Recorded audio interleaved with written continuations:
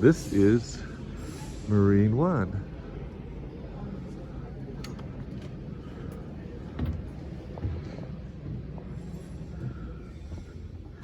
This is the helicopter that they take the president on when he leaves the White House and goes to Andrews Air Force Base.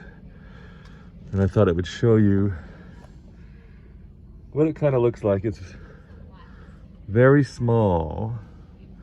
The president sits in that chair usually, and he takes some people with him, like the Secret Service. And they sit in these chairs, and they go to where they're going, like usually Andrews Air Force Base, and then they get off and they go to the big plane.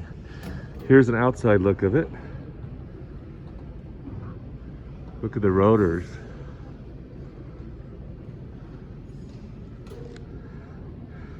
Here's the back of the plane. The back rotor. And here's the engine, made by General Electric.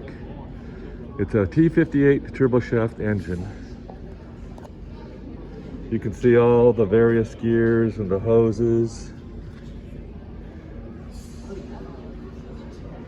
And there it comes out here. And this is a presidential engine. Thanks for watching.